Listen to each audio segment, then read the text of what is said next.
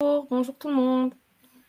Je suis Isabelle Rugotea et on va parler sur le don d'embryons. Donc, il s'agit d'un webinaire qui est fait par la Société européenne de fertilité, qui est une société qui est dédiée à enseigner les cliniques et les patients, à se centrer sur les besoins des patients. Il y a des webinaires en anglais, en français, en espagnol et en italien. Ils sont totalement gratuits. Et à la fin de chaque webinaire, vous pouvez poser des questions directement à l'expert. Donc, on vient d'ouvrir aussi une partie volontariat pour nos webinaires en anglais parce qu'ils sont nombreux. Et une partie donation, donc toute l'aide serait remerciée. Et je vous laisse avec Rita Matias, qui est infirmière à Ferticentro, donc une clinique leader en reproduction en Portugal, et qui va nous parler sur le don d'embryon. Je vous laisse une petite information sur le chat et on commence.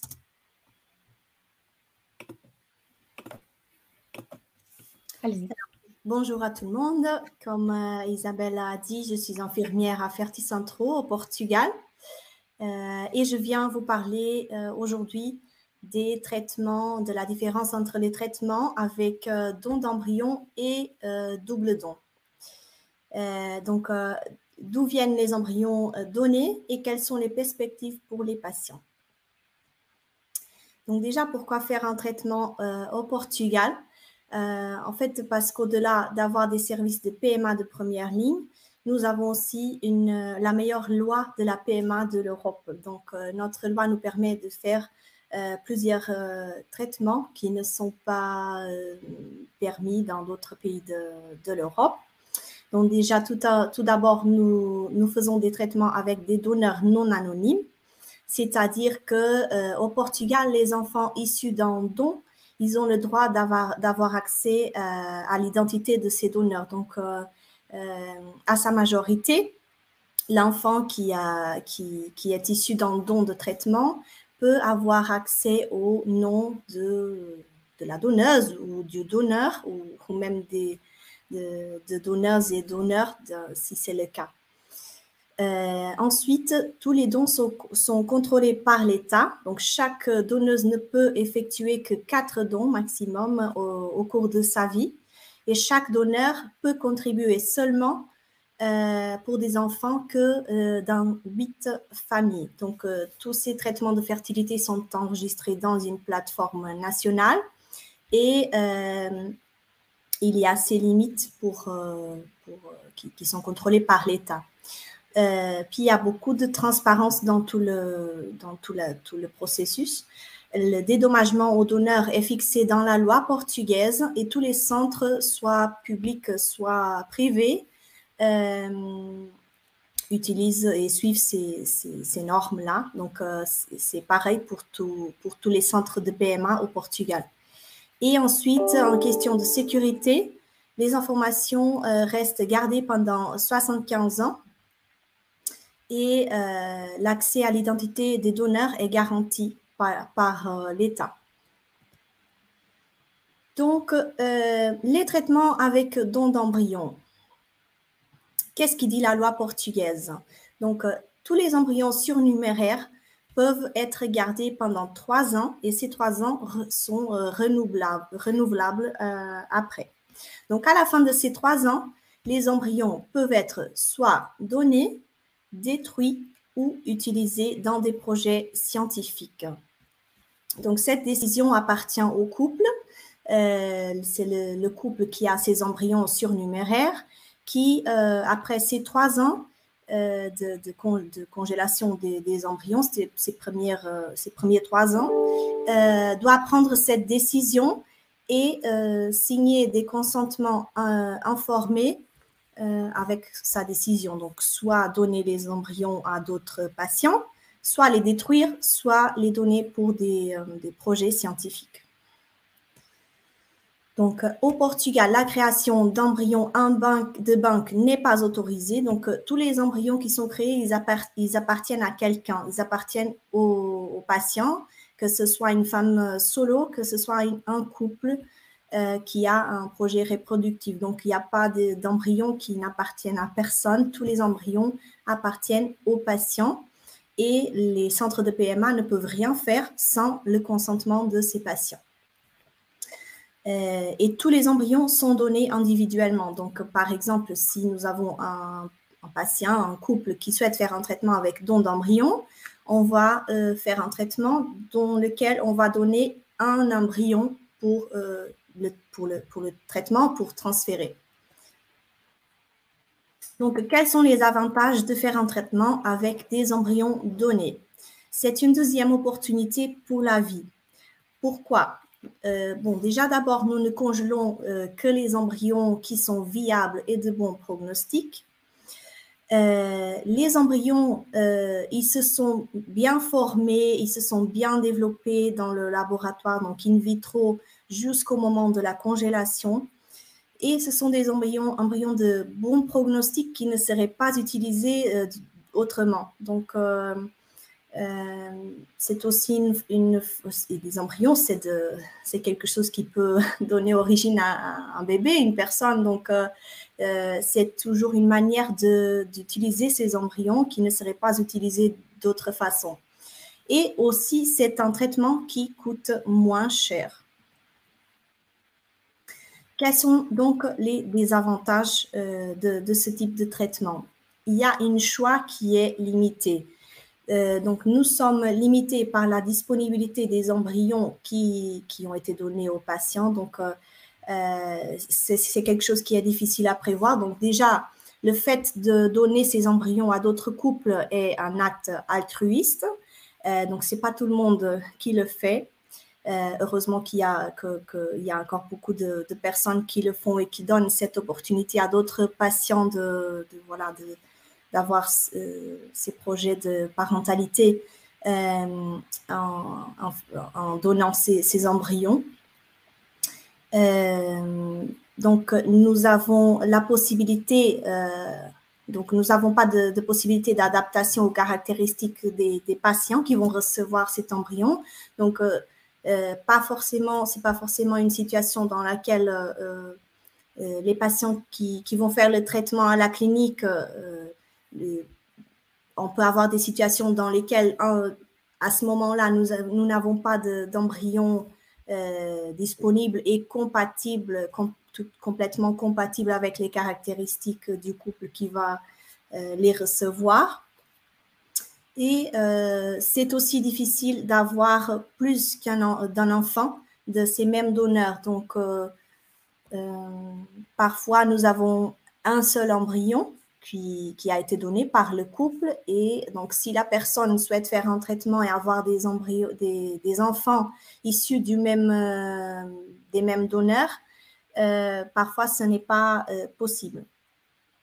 Et d'autres fois, ce n'est pas des premiers choix. Donc, normalement, quand les patients font un traitement, et s'ils ont des embryons surnuméraires, les premiers embryons à être transférés sont normalement les embryons de meilleure qualité et les autres embryons qui n'ont pas si bonne qualité sont transférés plus tard. Donc, normalement, donc parfois, nous avons des embryons qui ont été donnés par les patients et qui ne sont pas forcément les meilleurs embryons qu'ils avaient au tout début de son traitement. Mais il y a aussi plein d'autres situations dans lesquelles nous avons des embryons qui ont été donnés et qui sont des embryons de très bonne qualité. Parce que parfois, il y a d'autres raisons pour lesquelles les patients ont donné ces embryons. Parfois, par exemple, la limite d'âge au Portugal pour les femmes pour faire un traitement de fertilité, c'est les 50 ans. Donc, parfois, c'est une femme qui a déjà atteint cet âge-là et qui ne peut plus faire de traitement. Donc, nous avons des patients qui font des traitements, qui donnent ces embryons, mais que, par exemple, ils avaient fait un traitement avec recours à un don d'ovocytes ou don de sperme ou même un double don. Donc, les embryons, ils appartiennent au couple, mais parfois, ces embryons ils sont issus d'un traitement que le couple a fait avec recours à un don. Ok, donc nous avons des embryons souvent de très très bonne qualité même pour donner. Donc, ce type de traitement, le traitement avec don d'embryon, c'est un traitement idéal si vous souhaitez avoir un enfant sans compagnon masculin ou si vous avez une réserve ovarienne qui est faible. Si vous êtes en couple, mais il y a un facteur féminin et masculin d'infertilité, si vous souhaitez ou si vous cherchez un traitement qui coûte moins cher, mais qui a aussi un excellent prognostic. Ce type de traitement est moins intéressant si vous souhaitez avoir plus d'un enfant issu des mêmes donneurs. Si vous souhaitez assurer certaines caractéristiques physiques chez les donneurs, donc comme on n'a pas autant de liberté de pouvoir choisir ces caractéristiques des donneurs, ce serait une bonne option dans ces cas. Et avoir accès à des informations plus détaillées des donneurs. Donc, quand on fait un traitement avec un double don, nous arrivons à donner des informations plus détaillées que dans des embryons qui ont été donnés par un couple. Alors, le double don, quelles sont les différences? Le double don n'a rien à voir avec le don d'embryon, finalement. Pourquoi? Parce que c'est un traitement fait avec recours à une donneuse et un donneur. Donc, c'est un traitement qui est fait, les embryons sont créés à travers du sperme d'un donneur qui a été sélectionné et d'une donneuse qui a été, des ovocytes d'une donneuse qui a été aussi sélectionnée. Donc, la sélection des donneurs est plus adaptée. Souvent, bon, c'est la préférence de la plupart des couples, c'est que les donneurs ressemblent aux caractéristiques du couple. Donc, la sélection des donneurs est plus adaptée à ces caractéristiques-là, au phénotype du couple. Donc, cet ensemble de caractéristiques physiques, comme par exemple la couleur de la peau, des yeux, les cheveux, etc. Le type de test fait au donneur est plus détaillé. Donc, normalement, si c'est un couple qui fait un traitement, par exemple une FIV, souvent les patients ne font pas des examens si détaillés, tandis que avec nos donneurs, il y a un contrôle très strict. Ils font beaucoup d'examens. Donc, tout d'abord, ils sont des candidats à donneurs. Et c'est seulement après avoir fait tous ces examens, des analyses de sang, examens physiques, des analyses génétiques. Donc, il y a beaucoup plus d'examens qui sont faits aux donneurs comparant aux examens qui sont faits par n'importe quel patient qui vient à la clinique. Et donc, le profil des donneurs, comme j'ai dit, est beaucoup plus détaillé. Nous arrivons à donner plus d'informations aux patients. Donc, comme avantage d'un double don, qu'est-ce que nous avons? Donc, c'est un traitement vraiment optimisé. Le double don est le traitement de PMA qui donne les chances les plus élevées de succès. Je ne parle pas bien évidemment d'autres traitements comme par exemple le diagnostic génétique pré-implantation, mais d'une façon générique, parmi tous les traitements de fertilité, des techniques de reproduction humaine assistée est le traitement qui donne les chances les plus élevées puisque c'est un traitement dont on va créer des embryons qui sont issus d'une donneuse et d'un donneur qui ont fait toute une série de tests, qui sont jeunes, qui n'ont pas normalement d'infertilité, donc de cause d'infertilité, donc sont en très bonne santé. Et pour ces raisons-là, c'est un des traitements qui donne les chances les plus élevées de succès. Donc, nous avons la possibilité d'avoir des donneurs dédiés. Nous avons aussi la possibilité de faire un matching génétique entre les donneurs pour être sûr qu'il n'y a pas de maladies ou même des maladies récessives avec la combinaison des deux donneurs. Nous avons la possibilité de choisir des donneurs avec certaines caractéristiques physiques, donc nous avons plus de liberté et on arrive à mieux adapter les caractéristiques des donneurs aux caractéristiques des patients. Et nous avons la possibilité d'avoir plusieurs embryons avec la même origine génétique, donc qui appartiennent au même donneur, à la même donneuse. Et donc, comme j'ai dit, les meilleurs taux de réussite possibles. Comme des avantages du double don, donc c'est un traitement qui coûte beaucoup plus cher qu'un traitement avec don d'embryon. Mais il est impossible à savoir combien d'embryons seront disponibles à la fin du traitement. Donc, nous allons faire la fécondation des ovocytes d'une donneuse avec le sperme d'un donneur. Et nous ne savons pas, après la fécondation, combien d'embryons on arrivera à former avec cette fécondation. Bien qu'il y a des traitements où nous avons des garanties de minimum d'embryons que les patients peuvent choisir. Donc, l'idéal, le double don serait idéal pour vous si vous souhaitez souhaitez avoir un enfant sans compagnon masculin et vous avez aussi une réserve ovarienne faible. Si vous êtes en couple, mais il y a une cause d'infertilité masculine et du côté masculin et aussi féminin, ou si vous cherchez un traitement avec le meilleur pronostic possible.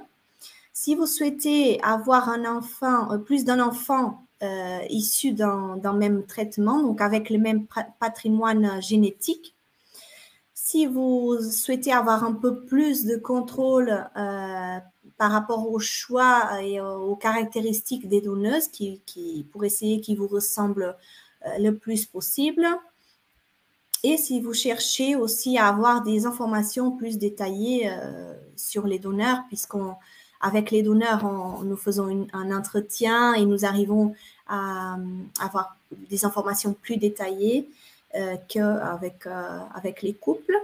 Et c'est un traitement moins intéressant si vous cherchez un traitement moins cher ou si vous n'avez pas les moyens de faire financièrement de supporter un traitement avec double don. Voilà, donc c'est surtout ça, les différences entre les deux types de traitements qui sont tout à fait différents. Donc, je suis maintenant disponible pour répondre à vos questions. Dites-moi si vous avez des questions par rapport au sujet que je viens de parler. Merci beaucoup. Ça a été très intéressant. Donc, comme dit Rita, si vous avez des questions, c'est le moment. Pendant que vous les rédigez, moi, j'ai reçu quelques questions par les réseaux sociaux. Donc, je vais les laisser ici.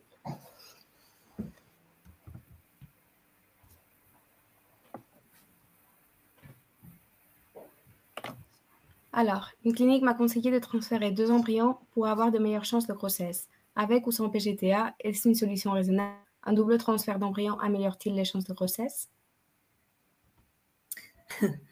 C'est toujours cette question, elle arrive toujours dans les webinaires que je fais.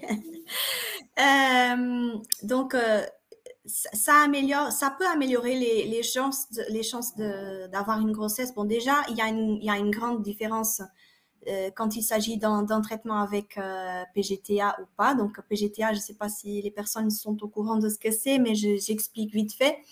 Le PGTA, c'est le diagnostic génétique préimplantatoire pour dépistage d'aneuploïdie. Donc, c'est-à-dire que c'est un dépistage, nous faisons une biopsie de chaque embryon qui est obtenu lors du traitement et nous attendons ces résultats et nous faisons le transfert des embryons.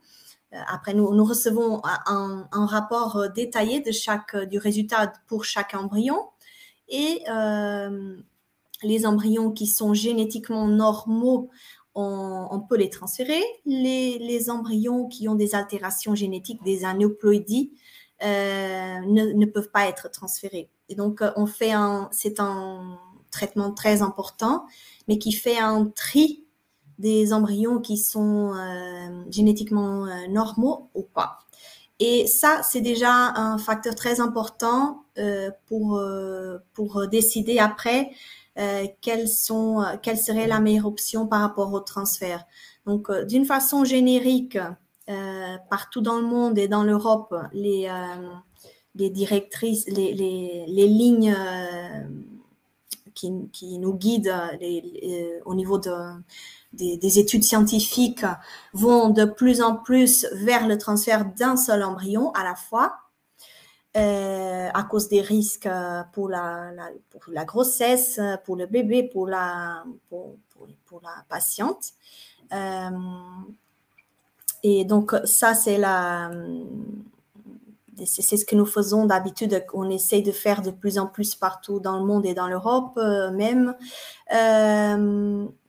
Maintenant, le fait de transférer un ou deux, déjà le fait de faire le PGTA fait déjà un grand tri entre les embryons qui sont normaux et pas, et qui ne sont pas. Donc, si nous faisons un traitement avec PGTA, nous savons déjà au départ que l'embryon que nous sommes en train de transférer est un embryon qui a une grande possibilité de réussite. Si on fait le transfert de cet embryon, les taux de succès sont supérieurs que de faire comparant avec un traitement dans lequel on va transférer n'importe quel embryon, même si les conditions sont les mêmes, mais cet embryon n'a pas été testé. Parce que ça se trouve, on est en train de faire un transfert d'un embryon qui n'est pas génétiquement normal et donc les chances de ne pas avoir une implantation ou même d'avoir une fausse couche ou quelque chose du genre sont beaucoup plus élevées. Donc, il y a beaucoup de choses qui jouent là-dessus. Donc, d'une façon générique, l'idéal, c'est toujours de transférer un embryon à la fois à cause des risques. Dans les traitements avec PGTA, aussi parce que chaque embryon, les taux de réussite sont plus élevés que quand on transfère des embryons qui n'ont pas été testés. Un double transfert, s'il améliore les chances de grossesse, il peut améliorer, mais le fait de transférer deux embryons ne double pas les chances de réussite. Et après, il y a d'autres choses qui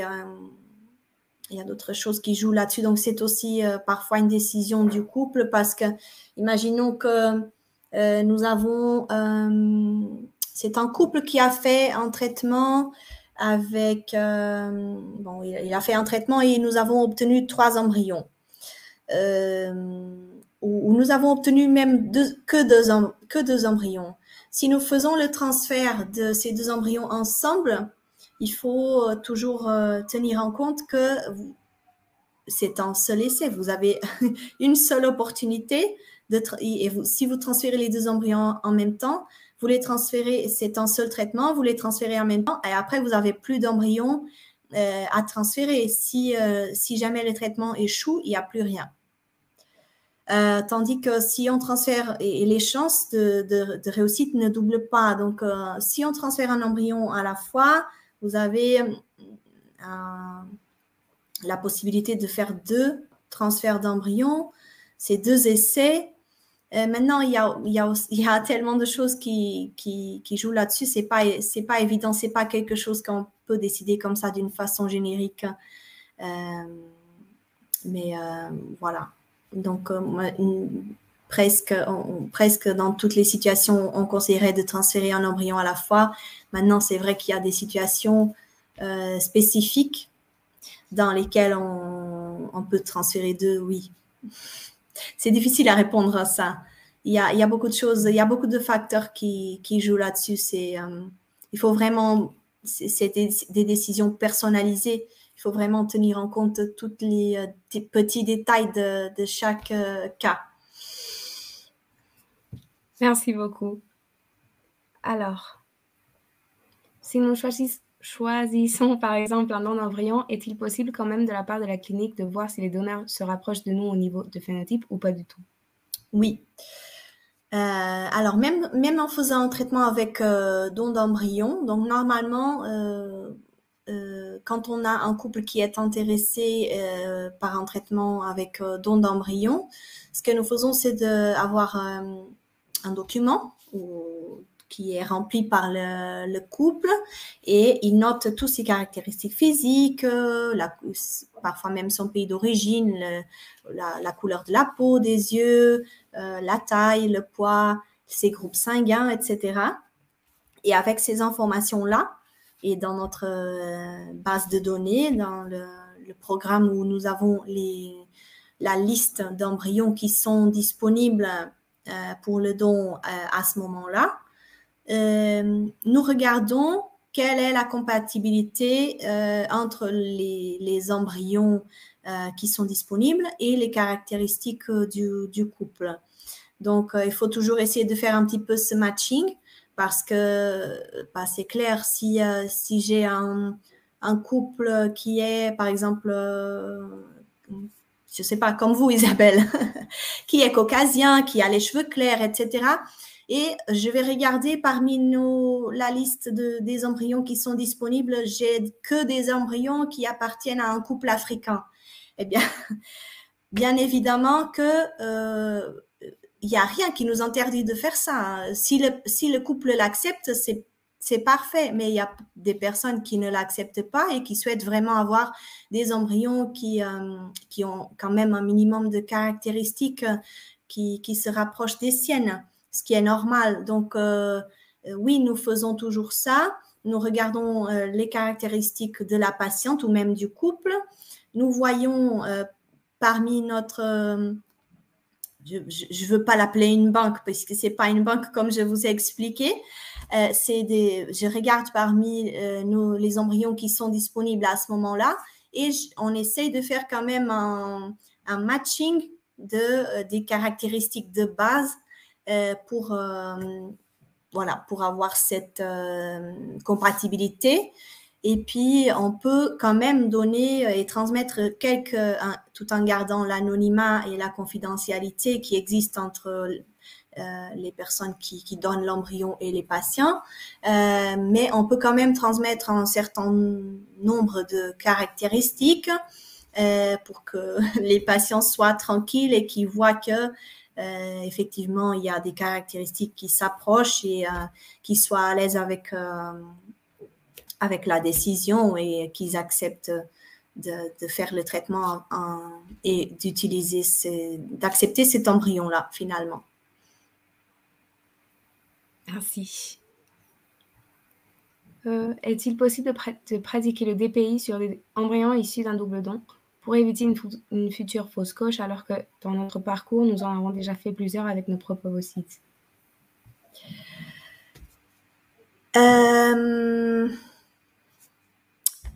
Alors, par rapport à ça, bon, le diagnostic génétique, je pense que c'est possible de le faire. Par contre, cette question, je vais déjà vous dire, je ne pourrais pas vous donner une réponse avec 100% de sécurité parce que oui, nous avons des embryons disponibles pour le don. Maintenant, de pratiquer le DPI, normalement, le DPI, le diagnostic préimplantatoire, le diagnostic génétique, normalement, il est fait sur des embryons qui se sont développés jusqu'au stade de blastocyste. Alors, ce n'est pas tous les embryons qui sont disponibles pour le don d'ovocytes qui ont été congelés au stade de blastocyste. Nous avons aussi des embryons qui sont disponibles, mais qui se sont développés seulement jusqu'à J3, jusqu'au stade de clivage, et qui ne sont pas en état qui ne sont pas arrivés au stade de blastocyste. Donc, le fait de les décongeler pour faire le DPI, il faudrait, par exemple, décongeler ces embryons de 3e jour, accompagner l'évolution in vitro jusqu'au stade blastocyste et faire la biopsie à ce moment-là, puis congeler l'embryon, attendre les résultats et recevoir les résultats et puis seulement faire le transfert. Donc, il y a quand même des risques associés que l'embryon, pour qu'en quelque raison, l'embryon ne tienne pas ce processus. Et aussi, en fait, je ne sais pas vous dire avec certitude à cause des questions légales. Hein, parce que les embryons qui ont été, qui sont disponibles pour le don, ils sont issus soit, par exemple, s'il s'agit d'un couple, soit des gamètes du couple, soit des gamètes par exemple, avec des ovocytes d'une donneuse et le sperme du mari, ou même parfois avec des ovocytes de la patiente et le sperme d'un donneur. Donc, on a ces trois situations-là. Et pour faire le DPI, c'est possible qu'ils exigent une autorisation pour le faire. Donc, je ne sais pas vous dire si ce serait possible de faire sans avoir une autorisation ou même une autorisation du Conseil national de procréation médicalement assistée, qui est l'autorité au Portugal. Donc, c'est plutôt pour des raisons légales que je ne sais pas vous donner la réponse avec certitude, mais je peux vérifier et je peux vous transmettre après la réponse, Isabelle. Bien sûr. Bien sûr, sans problème. Et les patients. Alors, je ne sais pas s'il y a plus de questions. Moi, j'en ai encore une. Donc, je vais la poser. Alors.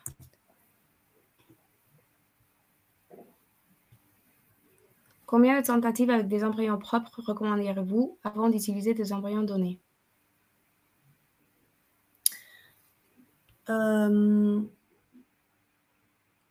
Donc là, encore, donc, ça dépend ça dépend de plusieurs facteurs aussi. Donc, des embryons propres, avec des propres gamètes, c'est ça. Ça dépend de l'âge de la femme, des dosages hormonaux, du taux de l'AMH, de l'hormone antimullérienne qui nous donne la réserve ovarienne de la patiente. Et même de la propre décision des patients, parce que parfois, quand nous avons des patients, par exemple, une femme avec une réserve ovarienne qui est faible, nous avons tout le type de situation. Donc, nous avons des patientes qui ont très mal à accepter le don. Donc, elles souhaitent essayer un maximum, essayer de faire un maximum de tentatives avec ses propres ovules. Même si notre proposition tout au départ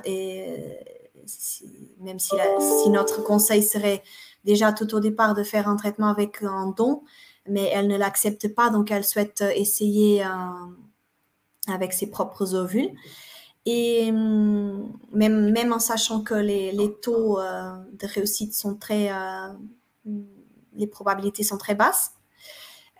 Et nous avons des patientes que quand on explique la situation et on explique que les taux de réussite sont très bas, que les chances sont vraiment faibles, préfèrent tout de suite et acceptent très bien et préfèrent tout de suite partir vers un don d'ovocytes.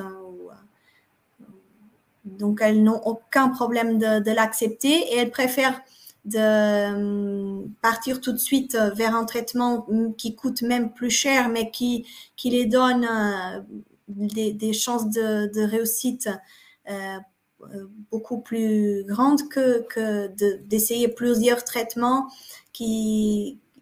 avec lesquels elles sont au courant que les chances sont vraiment très faibles. Elles ne souhaitent pas passer pour tous pour toutes les piqûres, les stimulations ovariennes, tout ce processus pour arriver à la fin et ne rien avoir. Donc, elle préfère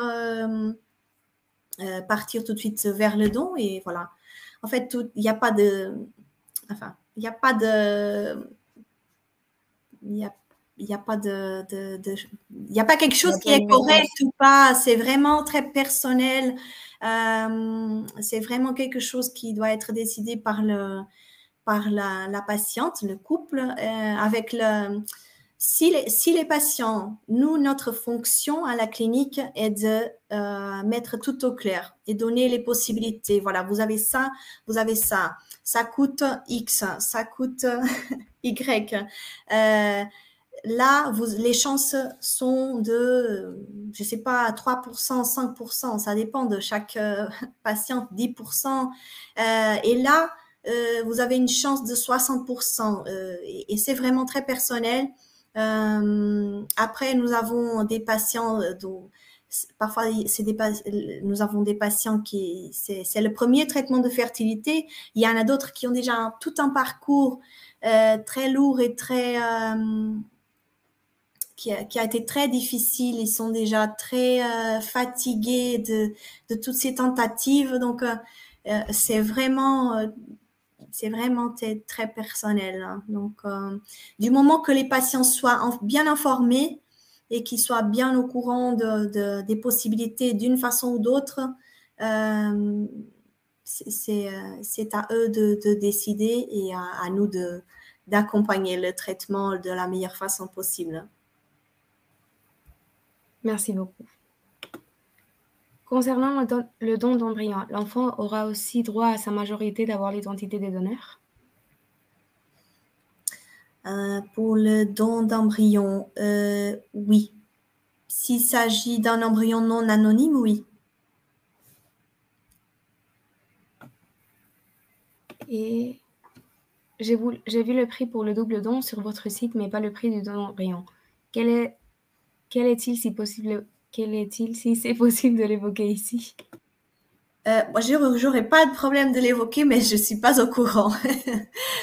Je sais pas vous dire. Je peux demander à une collègue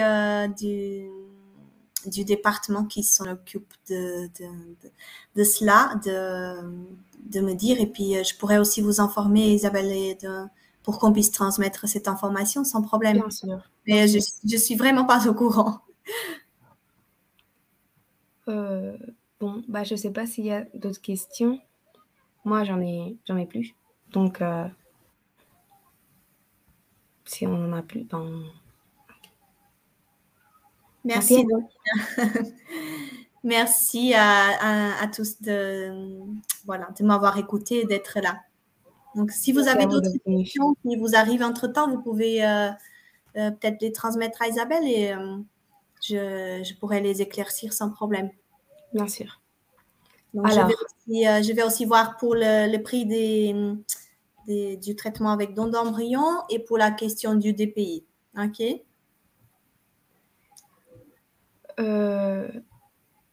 Merci beaucoup à toutes. Donc, suivez-nous sur nos réseaux sociaux pour être au courant des événements à venir et je publierai la réponse aux questions sur le site web. Donc, pour que vous sachiez, vous soyez attentifs. Bah, je ne sais pas si vous voulez dire quelque chose d'autre, Rita. Non, je crois que c'est tout. Merci à tous. Et, merci, au revoir. Au revoir. Merci beaucoup. Merci. Au revoir.